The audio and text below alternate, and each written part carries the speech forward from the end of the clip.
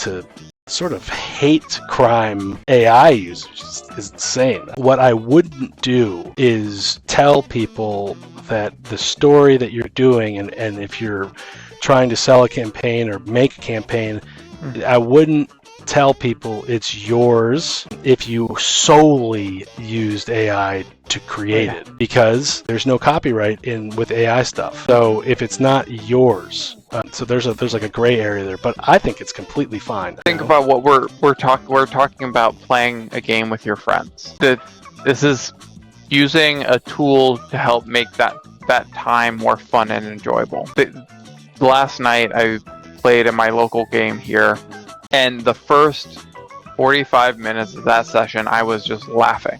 And I want to do that. I've been incredibly stressed the past month with a whole bunch of personal life happening, as we all are.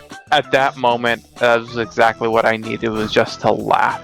And if I can have another tool to help make more moments of fun, enjoyable time with friends, I'm gonna do it. I'm gonna take it. I'm gonna use it. Well, I think I get it. I'm on your side with the AI stuff. I think that the one thing that people say is bad in the anti-AI stuff as it comes to Dungeons & Dragons, just like in general, you're looking for a list of, let's say, a table. I want a table of sky encounters. You type that into chat. First off, chat is going to give you what you ask for. So you need to, there's an art telling the right prompt. And if you don't do it, even when you say, give me all the research about round and flat worlds, it's not going to give you the gravity. I have to say, I want to know about the gravity in the flat world.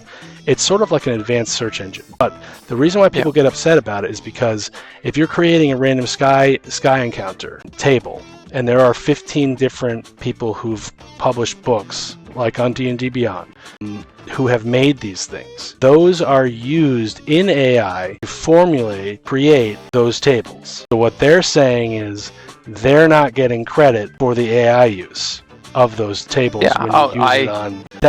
I understand that, and I absolutely sympathize. Right? And that's a much larger world discussion of AI training data and where that comes from. But here's a direct relationship though. I'm a plumber, right? Plumbing company. I go in, locate leaks, and I solder them, and I get out. I fix them. What if AI comes up with a way? Some of the job is to go in and locate the leak. It takes I would say sometimes, a good portion of the day is just addressing, troubleshooting, trying to figure it out, and then you find it. You either make the repair or you show up the next day. But a good portion of that is thinking about it. What if AI comes out now and there's a way to, and uses all of my knowledge that I've typed in and all the, and it can tell you where the leak is quicker? Am I to say I'm not using that because I'm not getting credit for it, but the guy who is going to use it is going to get there, get the job, get in and out faster? No. Well, it's a tool. It's a tool you should use. Well, it's not just saying you using it. It's saying that your competitor, the person you're directly competing with for business in New York, is going to use that same tool and be able to fix leaks faster, and you wouldn't be getting credit.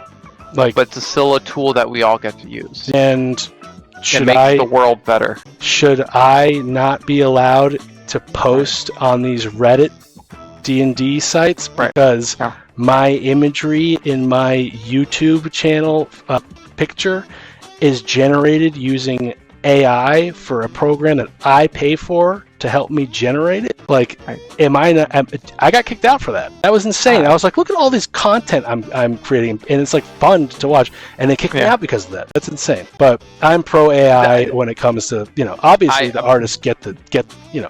Yeah. If you have to cite it, I obviously wouldn't be able to do any of this without D&D Beyond, without saying Wizards of the Coast, and a lot of the stuff I've taken from the Dungeon Guild, place where you can get stuff.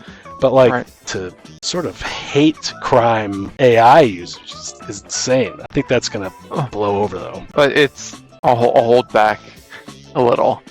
But I absolutely understand the training and the information that's used to create the the AI and the responses that you're getting.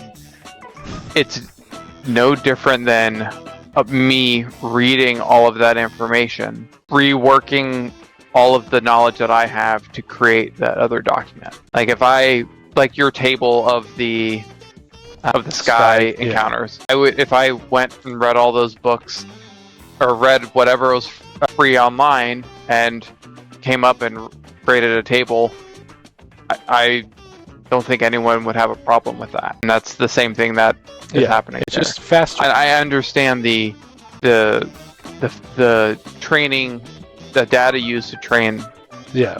But that is a symptom of technology moving faster than making comprehension. Yeah, than law and everything else. I think that's like what you said. It's a short-term struggle for sure. For a longer-term gain. It's not like don't use AI, dude. Reddit has an AI filter.